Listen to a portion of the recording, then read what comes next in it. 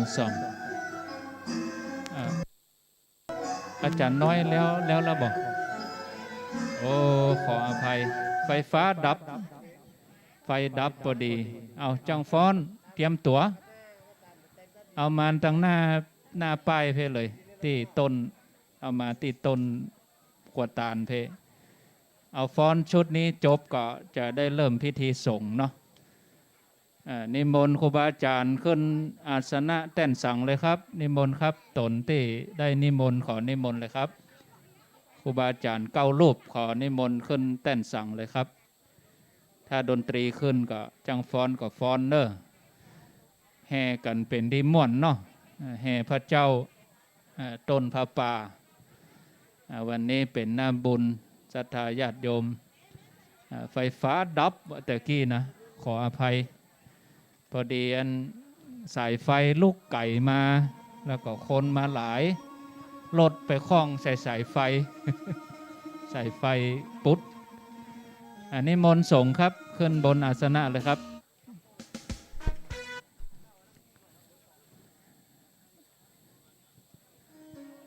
แต่ว่านี่ก็พระสงฆ์ได้มานอนที่นี่อยู่10 รูปแล้วก็สามเณรแถมหนึ่งรูปพระสงฆ์ที่นิมนต์วันนี้ก็เป็นคณะสงฆ์ในตำบลดอยหล่อเขต2มีหลวงพ่อพระครูสาธุกิจจนันท์รองเจ้าคณะอำเภอดอยหล่อวัดพระธาตุดอยน้อยเป็นประธานสงฆ์ท่านพระครูสถิตสารคุณเจ้าคณะตำบลน้ำดิบวัดหนองผาขาวท่านอาจารย์รัฐภพนรินโทวัดป่าอัมพวันท่านอาจารย์จิรเดชอนาลโสวัดยังคามท่านอาจารย์แจ้งสุทธิจิตโตวัดสันขยอม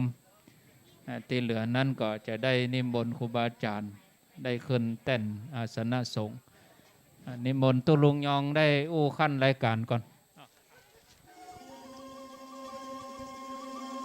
ขอโอกาสครับครูบาอาจารย์โอ้เปิ้นฟ้อนพอดีฟ้อนดอกเนอะอันนี้นะ ฟ้อนดอกจากโรงเรียน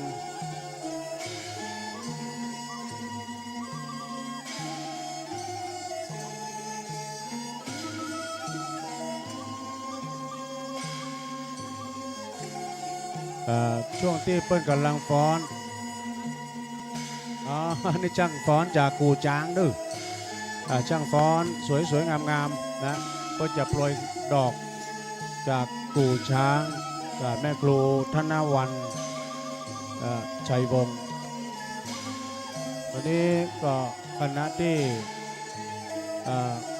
ช่างฟ้อนนี้ก็อาจารย์ท่านพระครูกัลยาณปราโมทย์โปรยข้อดอกดอกไม้โปรยดอกเลยนะโปรยดอกท่านเป็นประธาน ประธานในการสร้างท่านพระครูกัลยาณปราโมทย์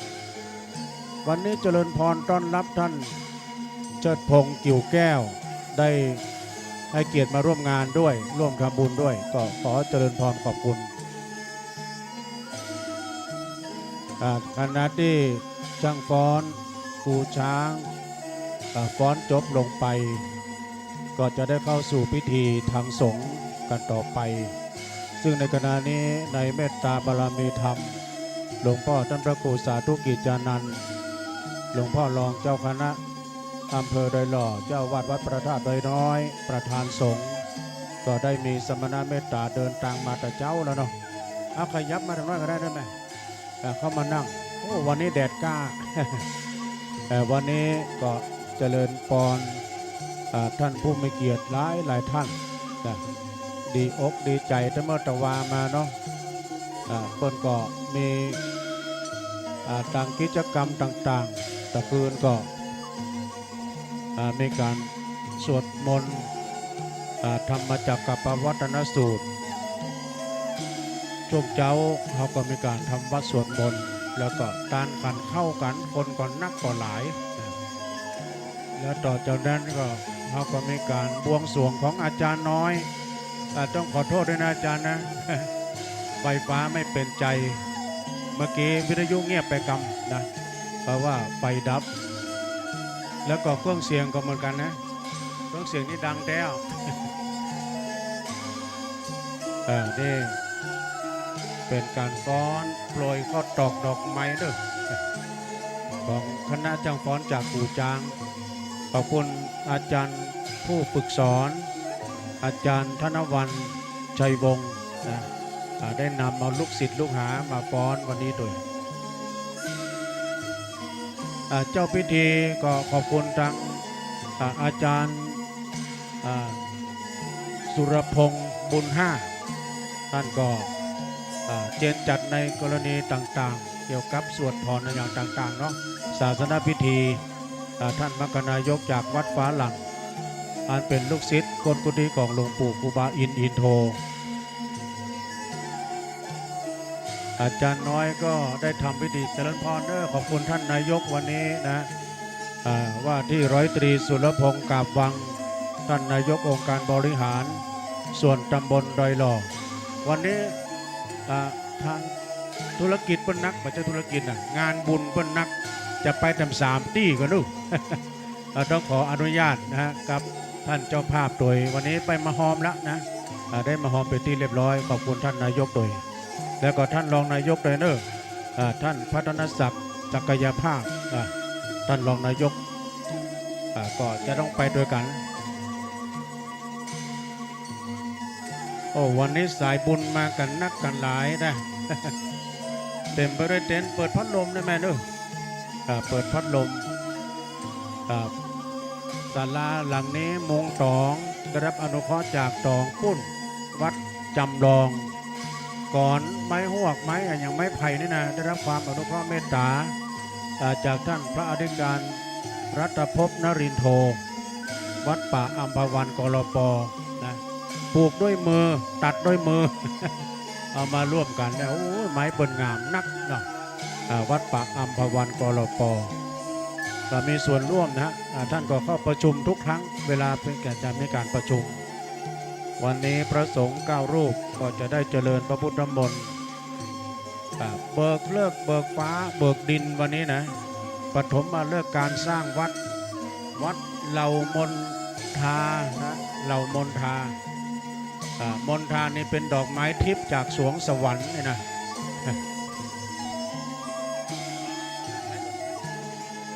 ก็วันนี้นะทุกท่านนั้นก็ได้มาขอบคุณทางคณะจ้างฟ้อนแล้วก็จ้างแห่กองสะบัดใจจากมมลแล้วก็มจลโดยผู้จ้างโดย มากำเป็นสีสันของงานโดยเนาะตีเพราะว่าตีกองสะบัดใจนี่คมผู้ต่อสู้ เพื่อนว่า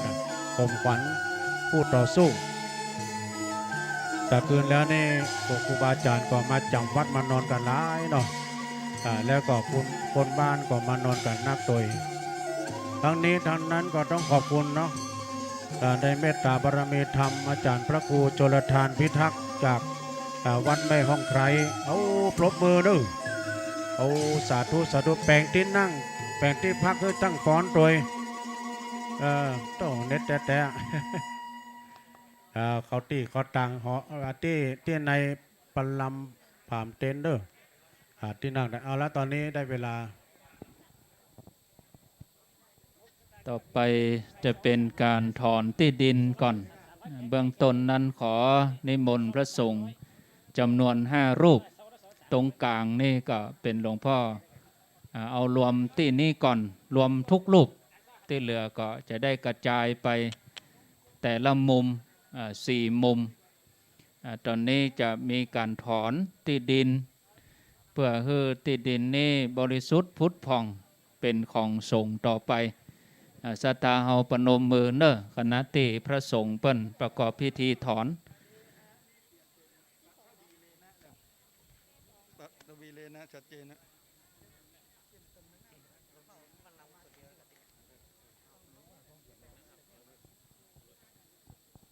นะโมตัสสะภะคะวะโตอะระหะโตสัมมาพุทธัสสะนะโมตัสสะภะคะวะโตอะระหะโตสัมมาสัมพุทธัสสะนะโมตัสสะ วะโตอะระหะโตสัมมาสัมพุทธัสสะอัฏฐาละเกกราวีเลนะสัจเจนะมหามูลโทสังตัพพังสุนาตุเมพันเตสังโฆยะทิสังฆตะกาลังโคปะทะวีเลนะปัญกะโทสังอุทาลายนะเอสายติสุนาตุเมพันเตสังโฆงีเลนะโทสังอุทาลติยัตสมาโตคามาติปะทะวีเลนะโทสัสสะอุทาโลนาสายาสนาคามาติโสภาอุปาโตโสสังเคนะวีเลนะโทโสคามาติสังตัสมาตุนหิเอวะเมตังทะยัมมิอัฏฐาละเกสระวีเลนะสัจเจนะมูละโทสังเพทาตัพพังสุนาตุเมสังโฆสังขันสาปัตตาสังโฆวีเลนะอลิกะโทสังอุทาเอสายติสุนาตุเมพันเตสังโฆปะทะวีเลนะโทสังลาติยัสสะมาโตคามาติปะทะวีเลนะโทสัสสะอุตตาโลโสสายาสานาคามาติโสภาทายาอุปาโตโสสังเคนะสัตวีโสโสติสังคาสาตัสสมาตุนว่าเมตังทะลายามิอัฏฐาละเกปะทะวีเลนะจุดนะเสนหาภูลาโทสังนับพังสุนาโตเมพันเตสังโฆสังขันสาปันตากันลังสังโฆวีเลนะปะหลิกะโทสังอุทาลายายะติสุนาโตเมพันเตสังโฆปะทะวีเลนะโทสังอุติยัสสะยัสสะมาโตคามาตินะจายะอุทาโลโสตุนหัสสะกามาติโสภาสายาอุปาโตโสสัง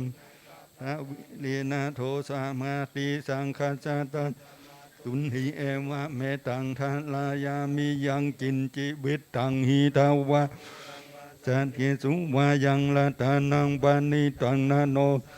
อธิตาทาคันเตนะอิธัมปิบุเทละตานังตังเอเตนะสันเจนะสุวัตถิหนตุยังกินจิตาวะหูลังวาวายังละตานังปานิตังนาโนสัมมังอธิกันเตนะอิธัมปิธัมเมละตานังปานิตังเอเตนะสุวัตถิหนตุยังนังอิทาวะหูลังวาสักเคสุวังตานังปานิตังนาโนสัมมาทาคันเตนะอิธัมปิสังเคละปานิตังเอเตนะสัจเจนะสุวัตถิโหนตุศรัทธาเกี่ยมจ้องกับเก้าอี้ได้ไปส่งพระสงฆ์อยู่สี่มุมของที่ดินนี่เจิญศรัทธามหาสตวงก่อนอันนี้มนต์พระสงฆ์ไปถอนที่ดินอยู่สี่จุดเจิญคณะจังฟ้อนทุกคณะมารับสินน้ำใจจากคณะกรรมการเหล่ามนทาเจิญพ่อหลวงทรงได้มอบสินน้ำใจเป็นก้าเดินทางกับจังฟ้อนจังฟ้อนส่งตัวแทนมาคณะละ1 คนเนาะคณะละ1 คนมารับปัจจัยสินน้ำใจจากคณะกรรมการเพื่อนได้จัดเตรียมไว้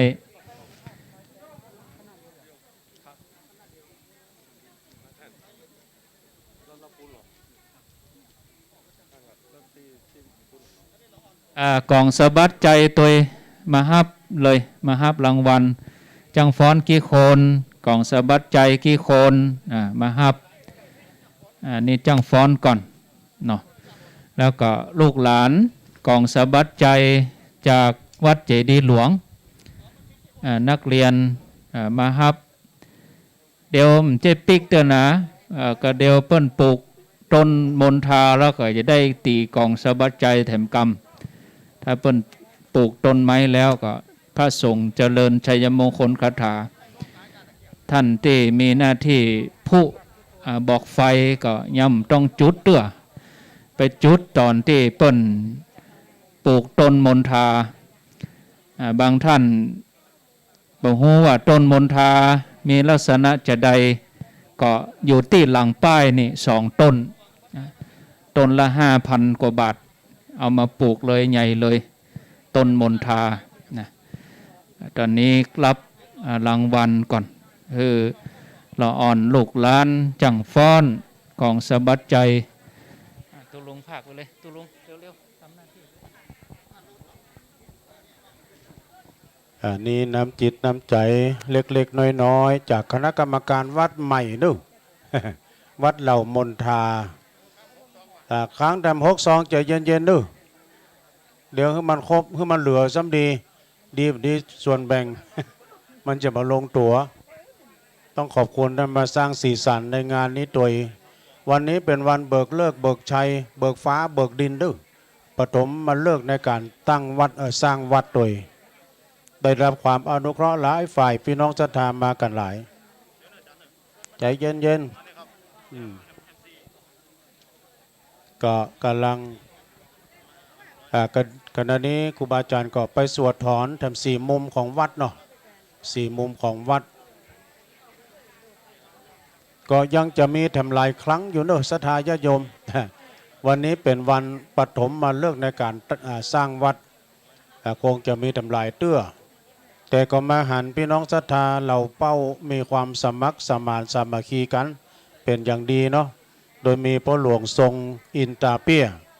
พร้อมด้วยคณะศรัทธา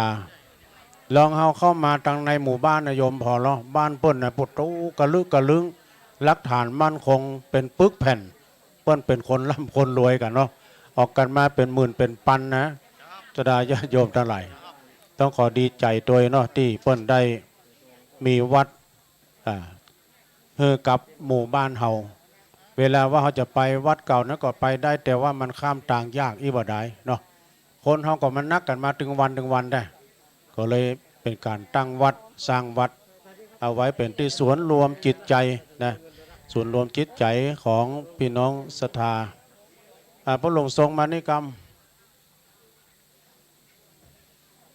วันนี้ถือว่าเป็นวันดีวันเมงก็สดใสวันไตก็มดปอดเป็นยอดมหาทานังนึได้วัดได้วาขึ้นมาโดยนายทุนผู้ใหญ่ใจบุญนายทุนใจดีนะขหบดีที่เปิ้นได้มาช่วยกันกึดกันสร้างแล้วก็เจ้าของที่ดินตัวเจ้าของที่ดินแม่นวลเนาะอุ้ยหม่อนนวลอุ้ยนวลแต่ว่าก็มานะอุ้ยนวลนี่เปิ้นก็เป็นเจ้าของอย่างก็เนี่ยร้านโกย่างการเกษตร แล้วก็เจ้าของที่ดินแถมหลายท่านนะบอกว่าจะเป็นนางสาวสุทินสีตระกูลนางสุรีปาปวน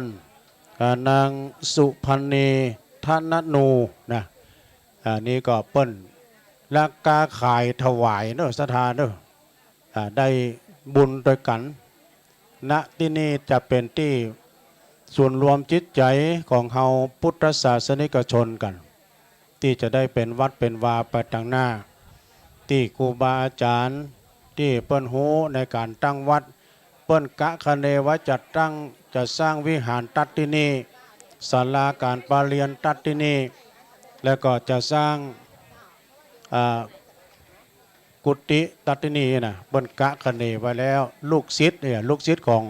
ครูบาพันธ์ครูบาวัดพระบาทห้วยต้มโดยท่านอาจารย์วรรณชัยชยานันโทพร้อมด้วยคณะสงฆ์ทุกท่านที่เปิ้นกะคะเนว่าจะตั้งตัดที่ไหนต้องขอบคุณเนอะตังศรัทธาที่เปิ้นมาร่วมงานเป็นอันมากมายนักหนาป่าป้านในวันนี้ก็ได้รับความอนุเคราะห์หลายฝ่ายตังเจ้าสมณศรัทธาโดยมีท่านพระครูกัลยาณปราโมทย์ซึ่งก็เป็นเก้าเป็นกัน เป็นเจ้าถิ่น แล้วก็มีครูบาอาจารย์พลังเนอะสร้างพลังสังฆสามัคคีแต่คืนแล้วนี่ครูบาอาจารย์มาจำวัดมานอนกันนักเนอะญาติโยมคนบ้านก็หลาย ถือว่าเป็นปฐมมาเลิกที่ครูบาอาจารย์พระมหาเถระได้มาจำวัดมานอนกันที่นี่เนาะต่อจากนั้นไปนะญาติโยมเขาก็จะมีการคึดล่ำทำสร้างกันไป น่าจะดีสร้างอันใดก่อนกานะก็จะได้สร้างกันไปโดยคณะกรรมการวัดตอนนี้ครูบาอาจารย์ได้สวดถอนสี่มุมของเนื้อที่วัดก็เสร็จสับเรียบร้อยรอสักกรรมก็จะได้ขึ้นบนแท่นจะได้เจริญพระพุทธมนต์กันต่อไปเนาะได้เวลาเนาะ ก็ต้องขอบคุณนะแขกผู้ใหญ่ใจดีท่านหลายคนตั้งขึ้นสีขาวเดี๋ยวพระราชจิตเตียนก่อนจิตเตียนใจเย็นก่อนในช่วงนี้ก็ขอนิมนต์ท่านครูบาแดงเนาะได้อุดจ่าตอนนี้สักกำ ท่านพี่น้องศรัทธาพุทธบริษัททั้งหลายช่วงเวลานี้พระเจ้าพระสงฆ์จตุรวรรคสี่รูปกำลังประกอบพิธีสูตรยกทกถอนเอาอันบดีบังงามอันติดมาโดยเล็กโดยหลัวโดยหินดินทรายปูนและไม้ต่างๆออกจากวัดวาอารามเฮานี่ตามจารีตฮีดหอยที่ครูบาอาจารย์ที่เกิดแล้วเป็นมาก่อนได้เนี้ยได้กระทำกันก็เขาจะหันได้ว่าพระเจ้าประสงค์นั้นจะประกอบพิธีกรรมในทางพระพุทธศาสนาโดยการอิงตึงพุทธตึงพราหมณ์ทำไปพร้อมกันเพราะว่าศาสนาพราหมณ์เกิดก่อนศาสนาพุทธพระพุทธเจ้าตนตรัสรู้ญาณธรรมตั้ง 84,000 พระธรรมขันธ์ก็ได้ผ่านการเป็นครูตั้งศาสนาพราหมณ์มาก่อนก็จึงได้อิงกันโดยตลอดบอกว่าจะเป็นการขึ้นบ้านใหม่กินแขกแต่งงานปกสร้างห้างแปลงวัดวาอารามต่างๆก็จะอาศัยตึงสองศาสตร์ถึงศาสตร์พุทธศาสตร์พราหมณ์นี้ได้ช่วยเติมตุ้มก็เหมือนต้นกล้วยกับไม้กำต่างคนก็ต่างเปิ่งป้าอาศัยกันถ้าปลดไม้กำออกต้นกล้วยก็ก้นถ้ายุบต้นกล้วยออกไม้กำก็ก้นเพราะนั้นจะต้องเปิ่งป้าอาศัยกันโดยตลอดถึงพุทธถึงพราหมณ์นี้จะแยกกันบ่ออกเพราะว่าได้ถือเป็นพี่เป็นน้องเป็นเชื้อสายที่ทำโดยกันมาโดยตลอดดังนั้นพระเจ้าประสงค์ก็ได้ทำพิธีสูตรถอนเป็นที่บัวละมวลไปแล้ว2 แห่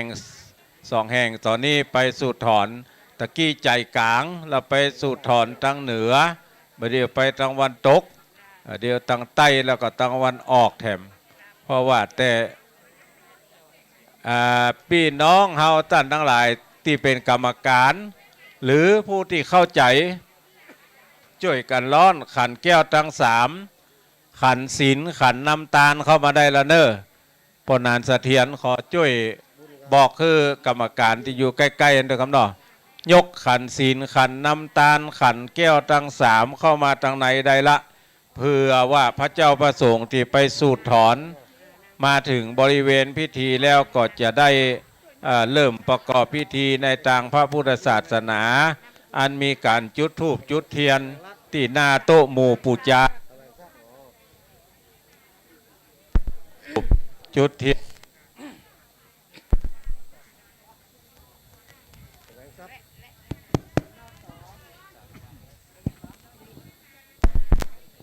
ไม่ก้านไปเป็นตัวเฮ้ย เดี๋ยวจะได้จุดธูปจุดเทียนดิสัตพันธ์ขันแก้วทั้ง3มาเพะอันนี้ขันน้ำตาลวางบนนี้ขันศีลเอาไปบนพุทธบนโต๊ะบนป้อเอาไปบนโต๊ะหน้าหลวงพ่อรองเจ้าคณะอำเภอวางบนโต๊ะที่ไตรยตาลขยับเอาหน่อยช่วยเนอแล้วก็แม่บ้านเขาช่วยพอช่วยกอยสถานที่จะถวายพระทหารเพลด้วยกำนอ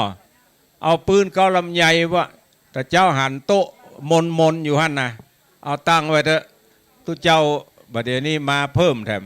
แต่เจ้ากับตะคืนแล้วมีตุเจ้า10 รูปเนน1 รูปนอนจำวัดกันอยู่ที่นี่ บางตนบางองค์ก็บ่ได้เอากดบ่ได้เอาผ้าห่มผ้าตวบอย่างมาสักอย่างอะนอนกันตามศาลาเนี่ยศรัทธาก็นอนกันเต็มนี้บางตนบางองค์เอากดมาเอาอย่างมาก็นอนคนตี้คนตางเอาเปิงใจว่านอนสี่แจงแต่คือนี่นะตุเจ้านอนคนตี้คนตางแต่ถึงเวลาทำพิธีก็มาทำด้วยกันนี่เมื่อเจ้านี่ก็มีการสูตรโยโกห้องแต่คืนแล้วก็ปูจาพระแก้วเจ้าตั้งห้าโกธากวานอินวานพรมเทวบุตรเทวดารักษาเมืองเจียงใหม่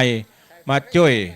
อนุโมทนามาช่วยอนุเคราะห์สงเคราะห์เพื่อเปิดมาช่วยจักจูงเอาผู้มีจิตศรัทธามีกำลังทรัพย์มาช่วยกันปกสร้างห้างแปลงวัดวาอารามอย่างที่ท่านอาจารย์พระครูอภิวัฒนวิกรมว่าเมื่อเจ้านี่ก็ตั้งแต่โยโสไปจนถึงปุณะวันตาน้อยมีคนโอนสตางค์มาหอมอยู่3,000 บาท3,000 บาทเฉพาะเมื่อเจ้ายังมาแจ้งเลยนะตีสี่ถึงตีสี่เกิงเนี่ยเปิ้นหอมมาละ3,000 บาทก็แสดงให้หันว่าน้ำใจที่เฮาตันทั้งหลายบัดใจเฉพาะกาตู้เจ้าน้ำใจศรัทธาทั้งหลายแถวลำปางละปูนแป้น่านสุโขทัยเพราะว่าในขณะที่ตู้เจ้าสวดโยโกห้องอู้กันตั้งแต่ตะคืนมานี่นะมันบัดได้ยินกับที่เฮานั่งอยู่นี่นะท่านทั้งหลาย8 จังหวัดภาคเหนือเขาถ่ายทอดสถานีวิทยุสืบกันไปติ๊กโดยมีสถานีวัดฝ่ายหินเป็นหลักที่กระจายเสียงกระจายข้อมูลข่าวสารนี่ออกไป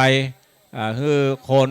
8 จังหวัดภาคเหนือได้ยินได้ฟังเฉพาะก้าวิทยุนะ8 จังหวัดภาคเหนือแหมส่วนหนึ่งถ่ายทอดภาพตีว่าตะกี้คือได้กระเสียงนะฟังกระเสียงอย่างเดียวตั้งสถานีวิทยุเนี่ย8 จังหวัดภาคเหนือบักกองเสียงดับพบนี่โทรศัพท์โทรเข้าหาตู้เจ้าแต่ละตนมันเป็นได้ตู้ลุงลุเหมละก้าบอกว่าบรรลุละไฟฟ้ามันดับไฟฟ้าที่นี่ดับพอต่อสายไฟมาไกต่อสายไฟมาไกรถหนีบพ่องคนคล้องพ่องมันนึงมีสปะละเพราะนั้นก็ถือว่าเป็นการกระจายข้อมูลข่าวสารได้ดีที่สุดนอกจากได้ยินกระเสียงแล้วคนทั่วโลกที่เปิดเข้ามาพอเว็บไซต์ของวัดฝ่ายหินคนทั่วโลกก็หันท่านพระมหาสมชาติชาตะปัญโยตนที่ติ้วเก้าอี้ขึ้นล่องเลยนะอันนี้ก็ถ่ายทอดสดคนทั่วโลกก็หันหมดไผ่อู้จะได้ไผ่เนี่ยอย่างจะได้ไผ่เตียวจะได้ไผ่กินน้ำไผ่เตียวไปไหนตะกี้ไผ่ติ้วห่อเข้าเมื่อบ้านพ่อเนี่ยหันหมดเพราะกล้องแต่ละกล้องในศาลานี่ประเดี๋ยวนี้มีเป็นบ่ฮู้ซักกี่กล้องนะกล้าจี้เข้ามาในศาลานี่1 2 3 4 5 กล้องนะดิ้นไหนถึงมาได้เขาบ่ได้อู้นะเขาบ่ได้ว่านะว่าบ่ได้เพราะว่าออกไปแล้วเพราะฉะนั้นเวลาอู้เวลาจ่าเนี่ยทุกเจ้าแต่ละตนก็ต้องกึดโดยอู้ไปเลยบ่ได้เพราะมันคนหันทั่วโลกเขายิ้มกับเขาแปลงหน้าจะได้กับคนจะหันทั่วโลกคนหู้กันทั่วโลกอันเนี้ยคนเท่าบอกก่อนว่าหูติบตาติบมาได้ไปเดียวเนี้ยสายกำปุ้งแก้วก็จะผ่านสายใหญ่10 บ้าน20 บ้านหมายถึงหมู่บ้านนะมีมองเห็นหลังก็มาได้ไปเดียวนี้หมดละมีโฮงสีเห็นหลังในแต่ละตำบลเนี่ยมันเหมือนกันอนุโมทนากับนายธนดลเกาไสยานนท์นางสุรัชวรรณเกาไสยานนท์บริษัทอินทนนท์เบเกอร์มาร์ทอำเภอจอมทองได้ร่วมทำบุญมาแถมจำนวนหนึ่งก็ขออนุโมทนาเนอเป็นจำนวนเงินอยู่ 5,000 บาทอนุโมทนากับท่านเจ้าภาพเนาะช่วยกันให้ช่วยกันหอมคนเล็กคนน้อยเพราะว่าการสร้างวัดสร้างวานี่ต้องอาศัยหลายฝ่ายโดยเฉพาะอย่างยิ่งแล้วต้องเอาสงฆ์ว่าสงฆ์ฮะก็เดี๋ยวเป็นไผ่เป็นตุ๊กแก้วโตนไว้ที่จริงแล้วสงฆ์นี่คือพระเจ้าพระสงฆ์นี่จำนวน4 รูปเพิ่นจะจะตกลงโปร่งใจกันว่าจะเนี่ยจะใด แปลงอย่างใดเนี่ยเขาก็จะอู้กันว่าเอาสงฆ์ว่านะบัดนี้พี่น้องทั้งหลายที่จะไหวจะสาท่านอาจารย์พระครูกัลยาณปราโมทย์จะหอมกินหอมตาลไข่ไปปะไข่หอมกับมือนะเปิ้นนั่งทางในเพื่อนมาหอมได้เนาะไข่หอมกับมือนะเพราะว่าแต่ละท่านที่มานี่นั้นหู้จักทุเจ้าบ่เหมือนกันบางโตหู้จักกับอาจารย์พระครูกัลยาณปราโมทย์อย่างเดียวเพราะเปิดออกรายการบางคนนี่บ่ฮู้ตนใดเป็นพระครูกัลยาณปราโมทย์ตนใดเป็นพระครูสถิตสารคุณตนใดเป็นพระครูอภิวัฒนกรมตนใดเป็นตุลุงชัยวัฒน์ส่วนมากจะหู้จักกันชื่อเล่นแต่วันนั้นมาถามตัดตุลุงชัยวัฒน์ก็ตุลุงยองตนใดหาไปถามตัดตัวเปิ้นพอดีอนุโมทนากับจันทรานามสกุลอย่างหัวเนอห้อยทรายต้าลี่แล้วก็ทรตันแล้วก็สมพรสุตานนท์ตั้งดอยหล่อเจียงใหม่แถมแล้วก็วราพรสุกเกษมบ้านเวียงทองอนุโมทนากับแม่มอนทาเกี้ยวมาแม่จันเรือนใส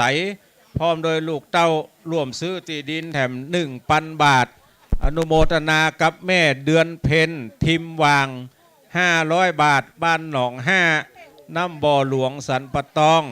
แม่อมราวงแหวน500 บาทบ้านแม่ริม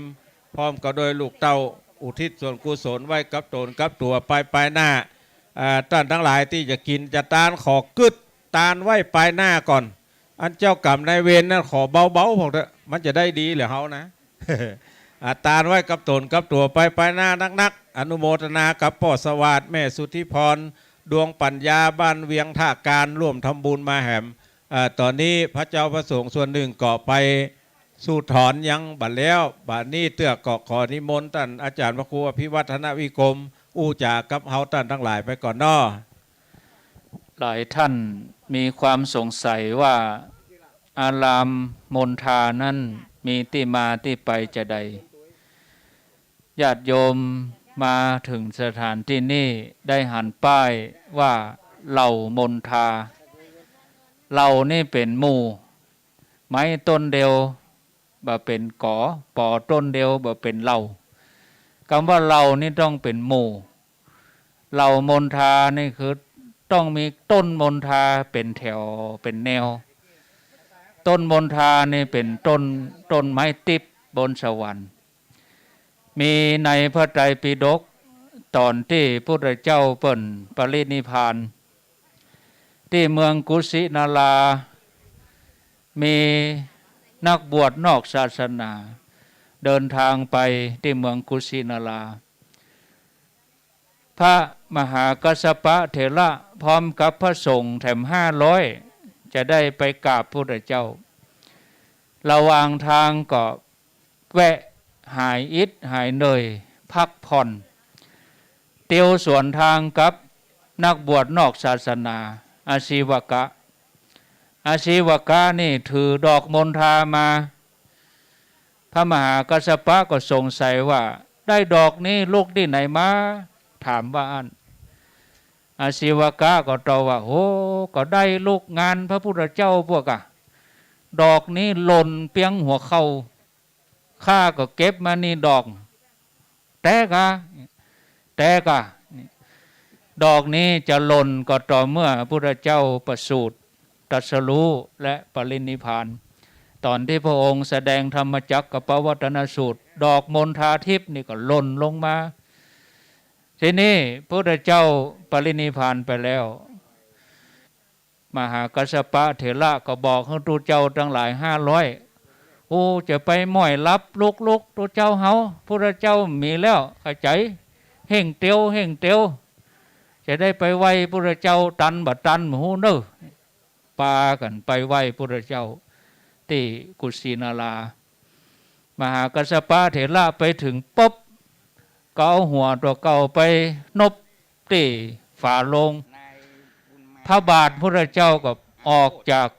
โลงออกมามหากัสสปะเถระก็เอาหัวตัวเก่าไปซบตรงที่พระบาทพระเจ้าไฟก็ลุกขึ้นมา ดอกมณฑานี่ก็ล่นลงมาแถมนี่ดอกมณฑาเป็นดอกไม้ที่เปิ้นเอาปูชาพระพุทธเจ้าญาติโยมทั้งหลายดอกไม้นี้เป็นดอกไม้ที่ส่งกลิ่นหอมในตอนเช้าตรู่แล้วก็เป็นต้นไม้ที่ญาติโยมบัดล่ำได้หันอยู่ในป่าบัดเดี๋ยวนี้จะได้เอามาปลูกไว้ที่สถานที่อารามแห่งนี้โดยมีชื่อว่าอารามเหล่ามณฑาเมื่อมีเสนาสนะ2-3อย่างมีกุฏิสงฆ์มีศาลามีอะไรอย่างขึ้นมาทางคณะสงฆ์เพิ่งก็จะได้ทำเรื่องตั้งขอตั้งเป็นวัดขออนุญาตสร้างวัดต่อไปแต่ประเด็นนี้เขาก็ถือว่าเป็นที่พักสงฆ์เป็นอารามใช้เวลาแห่งปี2 ปีก็ได้ขออนุญาตสร้างเป็นวัดต่อไปตอนนี้โดยส่วนใหญ่ครูบาอาจารย์มาพร้อมแล้วก็มีไผ่ละก้านี่นิมนต์ที่เหลือนี่ขึ้นบนแท่นที่ไปถอนก็หมดแล้วนี่เนาะนิมนต์ท่านพระครูชลทานพิทักษ์นิมนต์ครับที่เหลือนี่นิมนต์ท่านชัยวัดขึ้นเลยว่าง2 ตนนิมนต์ท่านวัดม่อนห้วยแก้วนิมนต์เลยครับนิมนต์เลยจะได้ทำพิธีแล้วเนาะวันนี้คณะสงฆ์หลวงพ่อพระครูสาธุจิตอนันต์ประธานสงฆ์มีความประสงค์จะให้คณะสงฆ์ได้สวดธรรมจักรกับปวัตนสูตรศรัทธาเฮาไผที่สวดได้ก็สวดตัวธรรมจักรกับปวัตนสูตรเนอะเอาท่านทั้งหลายคณะกรรมการเตรียมพร้อมจะได้เริ่มจุดธูปเทียนบูชาพระรัตนตรัยเจ้าหน้าที่จุดเทียนชนวนตั้งไว้จะได้ร่วมกันตั้งจิตตั้งใจประกอบพิธีณบัดนี้ตั้งใจเนอะขอเจริญพรเชิญนางสาวสุทินศรีตระกูลตัวแทนของแม่นวลแซ่เยได้จุดธูปเทียนบูชาพระรัตนตรัยขอเจริญพรเจิญหมู่เฮาท่านทั้งหลายได้ยกมือประนมมือเนอประธานในพิธีเจ้าภาพได้จุดธูปเทียนบูชาพระรัตนตรัย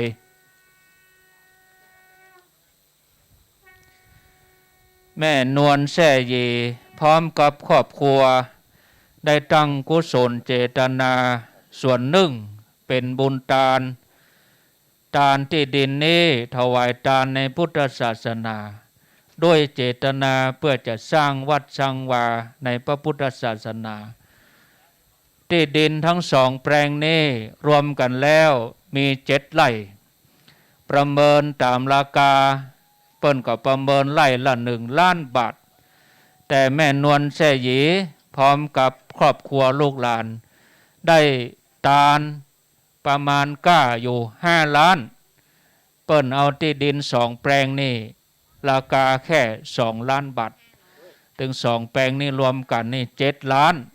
หมายถึงว่าเปิ้นทานอยู่5 ล้านนะศรัทธาเฮาอนุโมทนาโดยเปิ้นเด้อสาธุขอเจริญพรพ่อกำนันสุทินสุรินทะได้จุดเทียนสัตพันธ์เล่มที่1ขอเจริญพรพ่อกำนันสุทินสุรินทะเป็นญาติพี่น้องของแม่นวลแซ่เยซึ่งทราบข่าวว่าแม่นวลจะสร้างที่ดินถวายเป็นวัดในพุทธศาสนาพ่อกำนันก็ห่วมหอมวันนี้แถม20,000 บาทศรัทธาสาธุด้วยกันเด้อสาธุลำดับต่อไปขอเจริญพรนางจุลีปาปวนได้จุดเทียนเล่มที่2อันนี้มาในนามครอบครัวของแม่นวลแช่หยีร้านโกย่างการเกษตรเจริญพรนางสุพันนีธนนู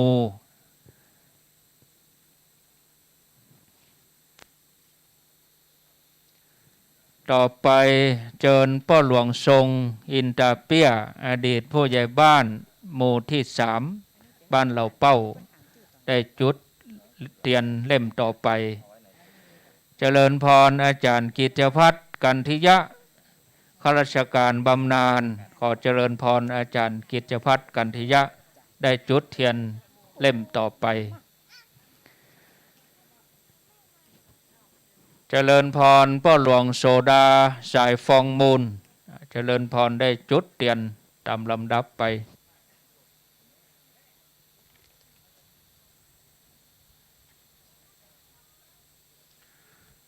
เชิญคุณอนุพงษ์แท้ตั้งหรือว่าเฮียเล็กโยมอนุพงษ์แท้ตั้งขอเจริญพรซึ่งเป็นโยมลูกศิษย์ของหลวงปู่ครูบาอินโทได้ติดสอยห้อยตามไปทอดกฐินที่วัดหม่อนห้วยแก้วครบ12 ปีสร้างวิหารวัดหม่อนห้วยแก้วจนแล้วประเด็นนี้แล้วละแล้วปีหน้านี่เพิ่นจะย้ายขึ้นบนดอยไปช่วยอาจารย์วรรณชัยสร้างเจดีย์ต่อไปอนุโมทนากับคุณอนุพงษ์แท้ตั้งเจริญพรต่อไปเชิญคุณธนดลเก้าสยนนท์ได้ประเคนขันศีลและจุดเทียนที่บาทน้ำมนต์เชิญคุณธนดลเก้าสยนนท์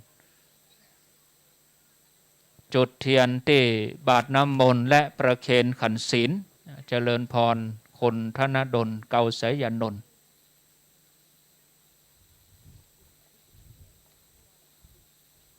คุณธนดลเกาสยนนท์นั่นก็เป็นเพื่อน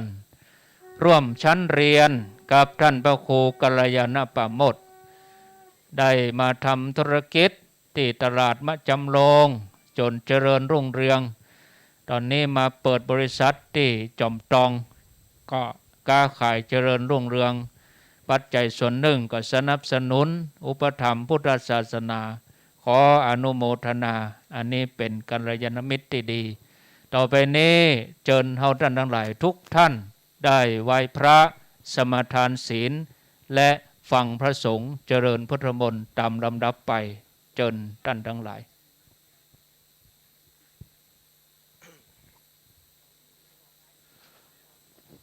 คณะศรัทธา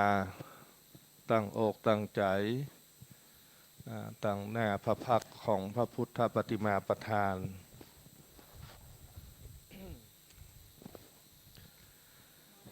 ยอหัตถา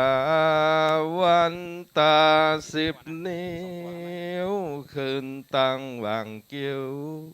ไก่เก้าเกษาก่อสร้างห้างแปลงอารามใหม่วัดเหล่ามนทาวันนี้เฮืออยู่ดีสุขาสัพพะภัยยาอย่ามาถูกต้องโรคภัยนักหนา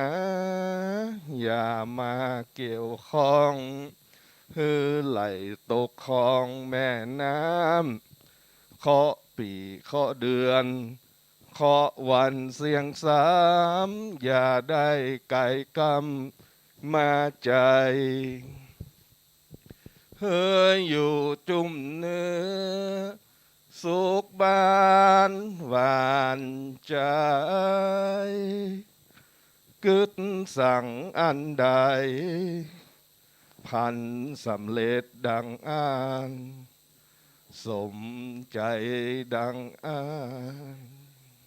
กราบ1กราบ2กราบ3ยิมินานสังกาเลนะพุทธังอภิปุญชยามะเยมินาสกาเลนะธรรมังอภิปุชยามะเยมินาสกาเลนะ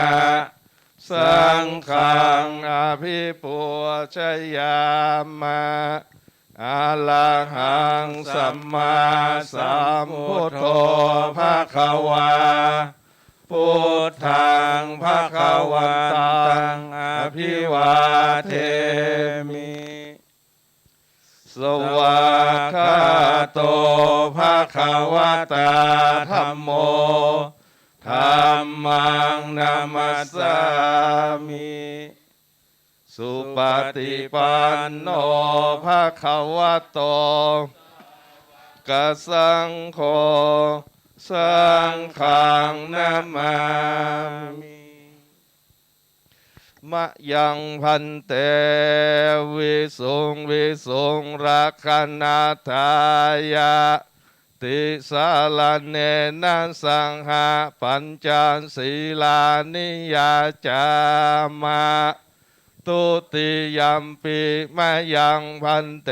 วิสุงวิสุงรักขณาทายะติสาลเนนะสังหะปัญจศีลานิยาจา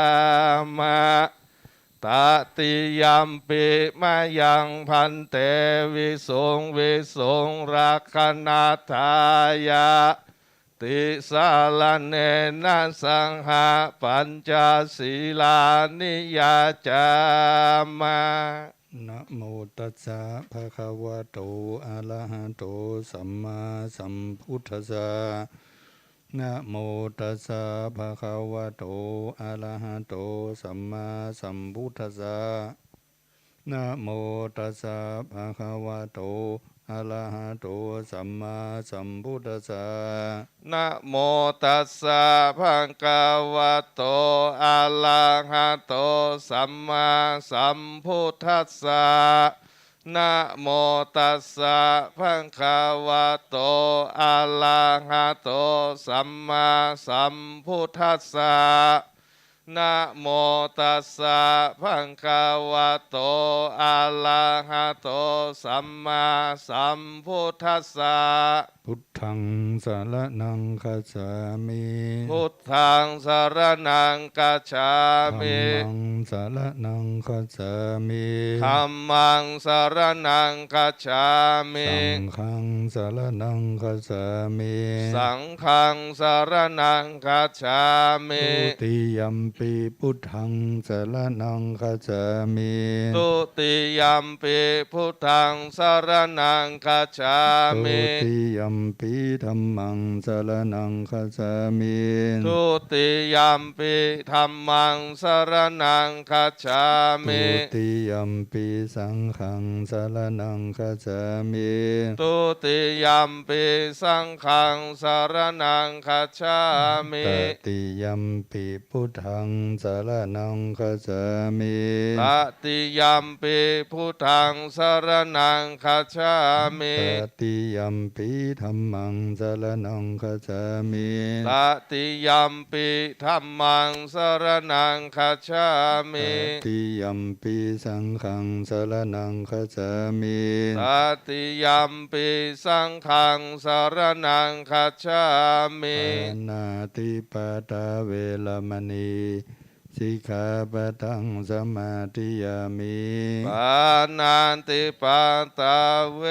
รมณีสิกขาปะทังสมาธิยามิ อาทินนาทานาเวรมณีสิกขาปะทังสมาธิยามิ อาทินนาทานาเวรมณีสิกขาปะทังสมาธิยามิ กาเมสุมิชาจาลาเวรมณีสิกขาปะทังสมาธิยามิ กาเมสุมิชาจาราเวรมณีสิกขาปะทังสมาธิยา มุ มิ สาวาทาเวรมณีสิกขาปะทังสมาธิยามิ มุสาวาตาเวรมณีสิกขาปะทังสมาธิยามิ สุลาเมรยามาชาปมาดาดานาเวรมณี สิกขาปะทังสมาธิยามิ สุราเมรยมัชฌะปมาตฐานาเวรมณีสิกขาปะทังสมาธิยามิ อิมานิปัญจสิกขาปะทานิสีเลนะสุขติงยันติสีเลนะโภคสัมปทาสีเลนะนิพุติงยันติตัสมาสีลังวิโสทะเย สาธุสาธุสาธุวิปัตติปฏิภาหายะสัพพสัมปติสิทธิยาสัพพทุกขวินัสสายาปริตังภูธมังคลังวิปัตติปฏิภาหายะสัพพสัมปติสิทธิยาสัพพพยาวินัสสายาปริตังภูธมังคลังวิปัตติปฏิภาหายะสัพพสัมปติสิทธิยาสัพพโลกาวินัสสายาปริตังภูธมังคลัง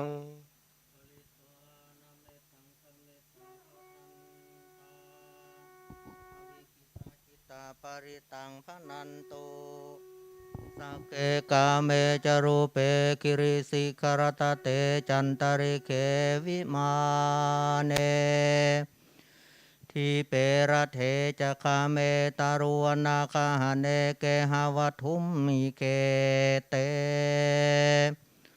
ภูมิมาธาทโยจะตุโรกาปรราชายามราชาอินโทเอสุวรรณราชาอริยเมตไตโยโพธิสัตตาวกาทโยอริยสาวกาจะปุชุชนะกันรยนาจาสัมมาทิฏฐิเยวาพุทเทปะสันนาธัมเมปะสันนาสังเคปะสันนาพุทเทสกรวาธัมเมสกรวาสังเคสกรวาอิโตฐานาโตยาวะปรัมปราอิมัสสมิงสุจักวาเรสุเทวตายังมุนิวราวจนังสาทโวโนสุรนันตุธรรมสวนา กาโลอายัมภทันตา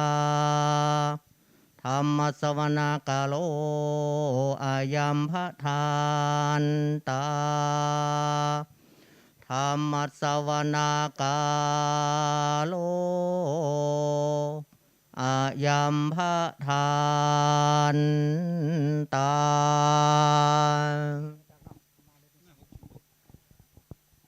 นะโมตัสสะภะคะวะโตอะระหะโตสัมมาสัมพุทธัสสะนะโมตัสสะภะคะวะโตอะระหะโตสัมมาสัมพุทธัสสะนะโมตัสสะวะโตอะระหะโตสัมมาสัมพุทธัสสะธัมสารนังคัจฉามิธัมมังสารนังคัจฉามิสังฆังสารนังคัจฉามิทุติยัมปิพุทธังสารนังคัจฉามิทุติยัมปิธัมมังสารนังคัจฉามิทุติยัมปิสังฆังสารนังคัจฉามิตติยัมปิพุทธังสารนังกัจจามิติยัมปิธัมมังสารนังกัจจามิตัตติยัมปิสังฆังสารนังกัจจามินะโมเมสัมปะพุทธานังทัตติสาวาลาลังกาโนดันนังกาโลมาเวโลเมตังกาโลมา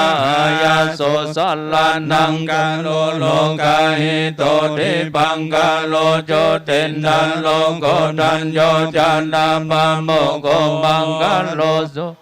ดุสัมโพ สมมาโนสมมาโนเทโตเลวันโตรันเทวันทานโนโสภิโตโกนาสัมปันโนอนุมาทาเสจานุธรรมโมปัทุโมโลกาปัจโจโตนาลาโตวาลาสาลาเทปะโตโมทาโลสันทาสาโลสุเมโตอากาปุกะโลสุสัตโตสัพพะ โลกังโค ปิยาตัสสินาลาสัพโพอันทันทัสสิกาลุเนโกธรรมตัสสิตาโมโนโทติตันโทอาสมโลเกติโสจาวานาตังวาโลพุทโธจาปาวาโลพุทโธวิปัสสิจา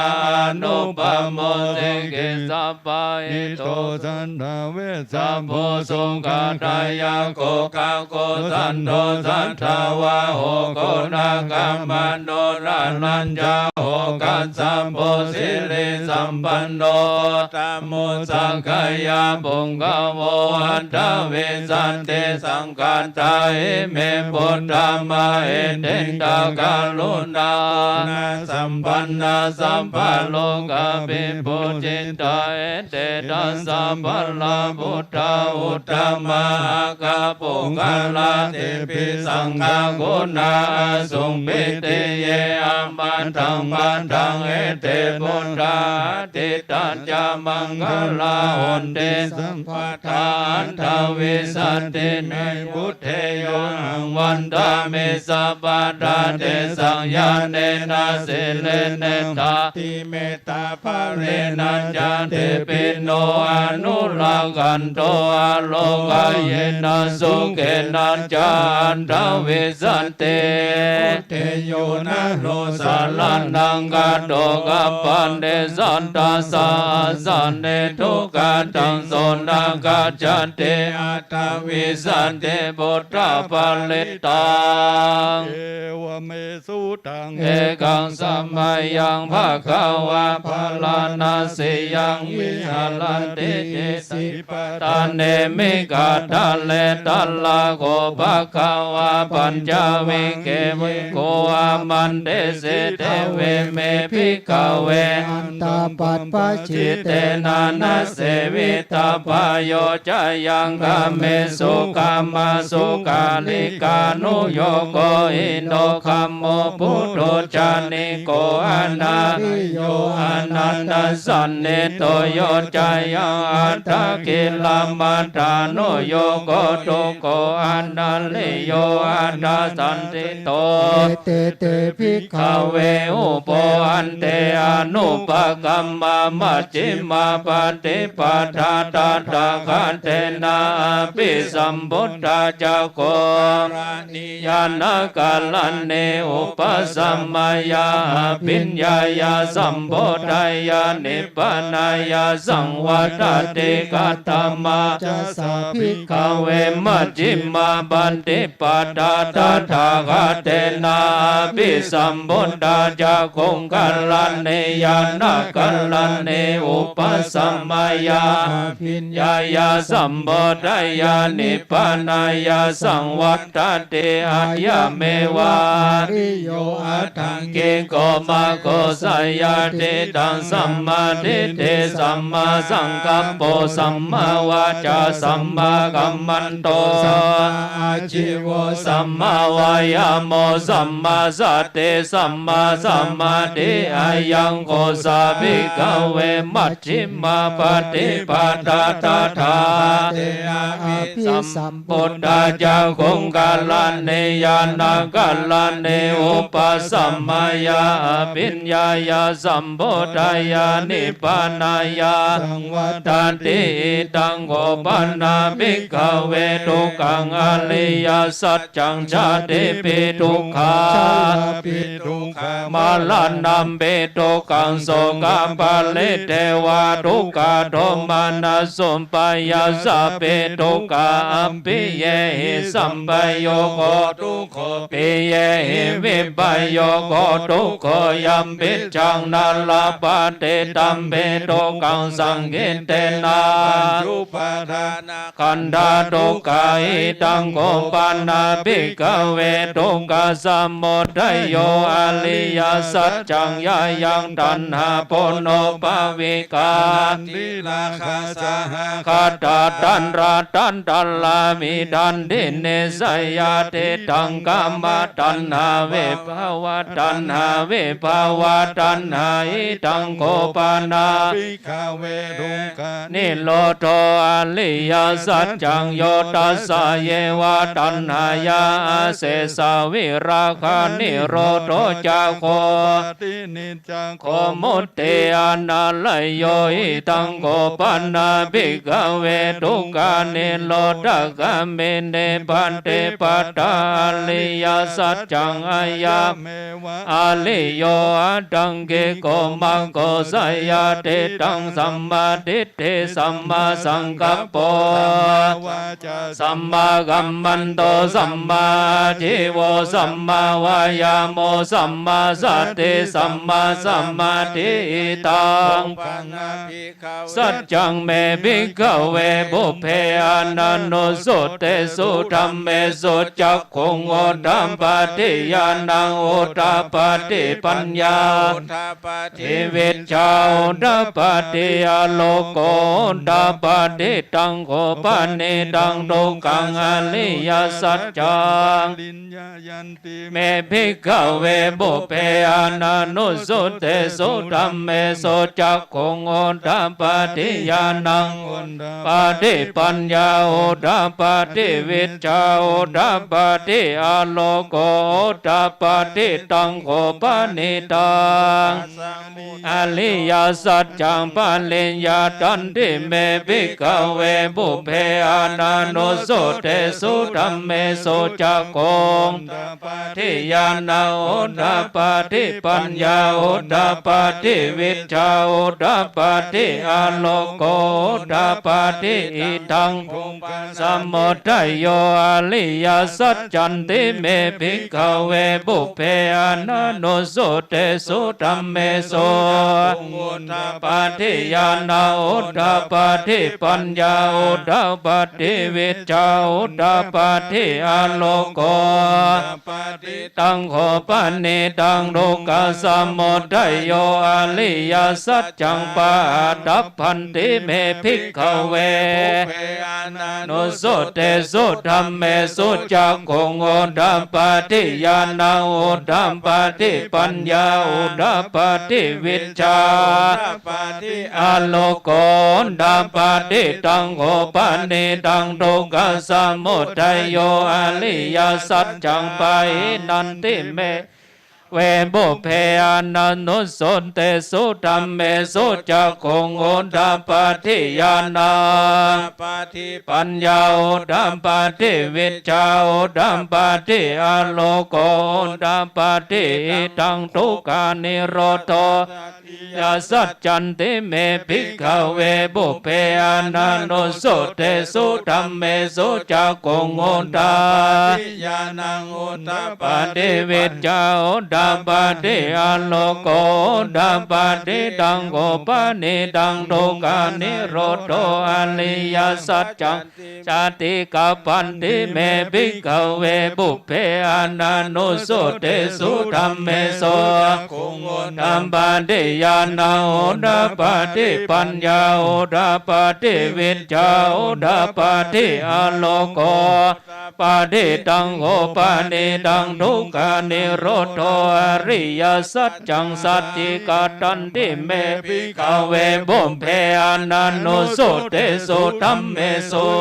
คงโอทา ปาทิญาณังโอดัมปาติปัญญาโอดัมปาติวิชชาโอดัมปาติอาโลโกโอดัมปาติ ตังโค ปานาริโรตกามินิปฏิปตาอริยสัจจันติ ติเม ขเว บุพเพอนันโนสุเตสุธรรมเมสุจักกงโอนตา ญาณัง โอตัมปาติปัญญาโอตัมปาติวิชชาโอตัมปาติอาโลโกโอตัมปาติตังโคปานิตัง ทุกขา นิโรธกามิเนปฏิปทาอริยสัจจังภาเวตัพพันติเมภิกขเวบุพเพ นาโน สุเตสุธรรมเมสุจักขงโอตัมปาติญาณังโอตัมปาติปัญญาโอตัมปาติ เจ้า ตัมปาติอาโลโกตัมปาติตังโคปานิตังทุกขานิโรธกามินิปฏิปทาสัจจังภาเวตันติเมภิกขเวบุพเพอนันโนสุเตสุ สุจักคงโอน ตัมปาติญาณังโอตัมปาติปัญญาโอตัมปาติวิชชาโอตัมปาติอาโลโกตัมปาติยาวากิวันจะเม ขเว อิเมสุจันตุโสอลิยสัจเจโสเอวันติปาลิวัตตังทวาทัสสะกัลลังยาธา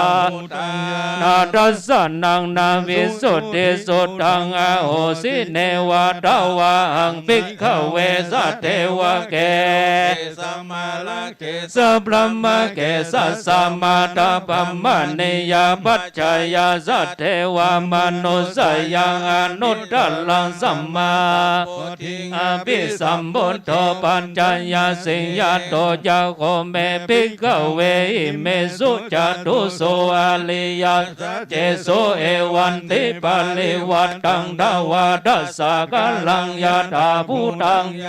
ทัสสะนังวิสุทธังอโหสิอัตหังภิกขเวสัทเทวะเกโลเกสัพพมะเกสัมมาเนยปัจจายาสัทเทวามนุสยานุตตลังสัมมาสัมโพธิงอภิสัมพุทโธ จายา สิงญาณัญญปนาเบดัสสานาโอดาปติอากุมมาเมวิโมติอายามันติมาจาติเทนาเนนะรูปโวติธรรมโวจาภควาตมานา ปัญจ วัคคียาภิกขุภะคะวันโตภาสิตังอภินันโตอิมัสสมินจาปนาวยากา นัสสังนิง กามันมะเนยัสสัมมันโตโกตัญญัสสะเวรัชชังเวตามะลังรัมมะจากงโอดาปฏิยังกินเจ ดายา ธัมมังสัพพันตังนิโรธาธัมมันเตปวิติเตจาภคะวะตาธัมมัจจเกภุมมาเทวา มนุส สเวสงเอตัมภคะวะตาภลานาสิยังอิสิปัตตันเนมิขัตตันเลอนุตตลัง มะ กังบาวติตังอัปติวัติยังสัมมาเนนวาพระมเนนวาเทเว พระมุน นาวาเกนะจิวาโลกัสสเมนเต มานังเทวา วา นั นั ง งสัทธัง สุนทวาจาตุมมหาลาจิกาเทวาสัตตมนุสเวสงจาตุมมหาลาจิกานังเทวานังสัตถังสุนทวาจาวาติงสาเทวาสัต ธรรม มนุสเวสงทาวาติงสานังเทวานังสัตถังสุนทวายามา เทวาสัทธามนุสเวสุง ยามานังเทวานังสัตถังสุนทวาดุสินตาเทวาสัตถามนุสเวสุงดุสินตานังเทวานังสัตถังสุนทวานิมมานารติเทวาสัตถามนุสเวสุงนิมมานารตินังเทวานังสัตถังสุ สุนตัวลานิมิตาวาสวัตติเทวาสัทธามนุสาเวสุงปาลานิมิตาวาสวัตตินังเทวานังสัทธังสุนตัวพระมปาลิสัสสะเทวาสัทธามนุสาเวสุงพระมปาลิสัสสะนังเทวานังสัทธังสุนตัวปาโลหิตาเทวาสัทธามนุสาเวสุงพระมปาโรหิตานังเทวานังสัทธังสุนตัวมาพระมเทวาสัทธามนุสาเวสุงมาพระมานังเทวานังสัทธังสุนตัวปาเลตาภาเทวาสัทธามนุสาเวสุงปาเลตาภานังเทวานังสัทธังสุนตัวอัปปมานาภาเทวาสัทธามนุสาเวสุงอัปปมานาภานังเทวานังสัทธังสุนตัวปัสสะลาวาสัทธามนุสาเวสุงอปัสสารานังเทวานังสัทธังสุนตัวปริตตสุภาเทวาสัทธามนุสาเวสุงปริตตสุภานังเทวานังสัทธังสุนตัวอัปปมานาสุภาเทวาสัทธามนุสาเวสุงอัปปมานาสุภานังเทวานังสัทธังสุนตัวสุภากินหาเกวาสัทธามนุสาเวสุงสุภากินหากานังเทวานังสัทธังสุนตัวสัญญเทวาสัทธามนุสาเวสุงอาสัญญิตานังเทวานังสัทธังสุนตัว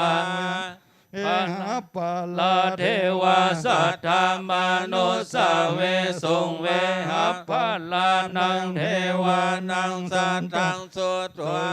วิหาเทวาสัทธามนุสาเวสุงอวิหานังเทวานังสัทธังสุนตัวตัปปะเทวาสัทธามนุสาเวสุงอัตตปานังเทวานังสัทธังสุนตัวสุทัสสะเทวาสัทธานุสาเวสุงสุทัสสะนังเทวานังสัทธังสุนตัวสุทัสสิเทวาสัทธานุสาเวสุงสุทัสสินังเทวานังสัทธังสุนตัวอากานิกากาเทวาสัทธามนุสาเวสุงอากานิกากาเทวาสัทธามนุสาเวสุงเอตัมภาคาวาตาปาลานาสิยังอิสิปัตตันเดกาตาเยอนุตตลังธรรมจักกังภวติตังอปติวัติยังสัมมันเนนาวาพรหมเนนาวาเวนาวามาเลนาวาพรหมุนาวาเกนะจีวาโลกัสสมินติติหะเทนะคาเนนะเตนะมะหุนเตนะยาวะพระมโลกัสสะโตอะปุกัจจิอายัญจาสังอาสิโลกธาตุสังกัมปิสัมปะกัมปิสัมปะเวปิอัปปมาโนจะโอลาโลกัสโลเกปะดุตาโหสิอาติกัมเมวะเทวานังเทวานุภาวังอัตถโคภะคะวานังอุทานเนสิอัญญาสิวัตถโพโกทัญโยอัญญาสิวัตถโพโกทัญโยติติหิตังอายะสัมมันโตโกทัญญาสาอัญญาโกทัญโยเทวานังอโหสิติ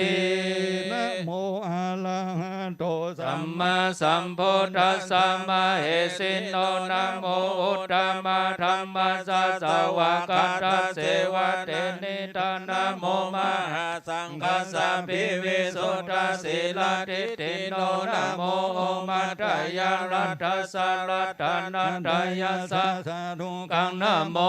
มะกติตัสสะตัสสะวะตุตยัสสะปินะโมกัลละภะภะเวนะวิกัจจันตุอุปัตตวานะโมกาลานุภาเวนะสุวัตติโหนตุสัพพะทานะโมกาลสะเตเจนะวิเทมิโหมิเตจาวา ศาสนาสัจ จะโลกันสาวุติภาวันตุสัมปัตตาสาสนัมปิจาโลกันจะเทวาลังคันตุสัมปัตตาสัตถิงโหนตุสุเกสัพเพปริวาเลหิอัตตโนอานิกาสุมานาโหนตุสาสัมเพหิยาติปิเว โตวา โจรโตวามนุสโตวามนุสโตวากิโตวาอุตตกโตวาปิสัจจโตวาคานุกันโตวากันดากโตวานังกันทโตวาจนะปัตตาโลกโตวาสัทธัมมโตวาสันทิติโตวาสัพพุริสโตวาจันทาธิอาสมิงกังโคนาคุโกราหิวิจิกามานิสัมปติเว สัน ราสสุกาลามาหิสายังกาลกาสติหินานาปยันโตวานานาโลกาโตวานานาอุปัตตวาโตวาอาลังกังกันนันตุปานิธานาโตปัตตายาตถาคตัสสะดัสสะปาลมิโยดัสสะอุปปาลมิโยดัสสะปาลมัตถปาลมิโยปัญจปาลิจเกติโสจาริยปัจฉิมภเวกัปปวะกันติงจติงอภินิกามานังปัตนาจาริยังโพธิปัลลังเกมาลาวิจายังสัพพัญญุตยานัปฏิเวดังนาวาโลกุตตะละธัมเมติสัพเพปิเมกุณเนอวจิตวเวสาลิยติสุภกาลันทะเลสุติยามาลติงปาลิตังกาลนโตยสัมมานันตเตโลวิยากาลุญญาจิตตังอุปัฏฐเปตวะโกติสัตตะสาเสสุจักกวาเลสุเทวตาปฏิกันอันเตยัญจเวสาเลยัมโพเลโลกามนุสัมพุทธิกาสัมพุทธันติปิตัมปะยังกิปะมัลทาเปติปาลิตันตัมปนามาเห จะพาลานัง ปันติตานันจะเสวนาโพจันจะโพจันเนยันนังเอตัมมังกัลลามุตตมังวัติโลปะเทสวะโตจะภูมิเปจักตาปุญญาตาตัสสัมมาปะเนติจาเอตัมมังกัลลามุตตมังมุสัจจันจะสิปัญญาวินัยโยจะสุสิกิโตสุภาสิตาจยาวาจาเอตัมมังกัลลามุตตมั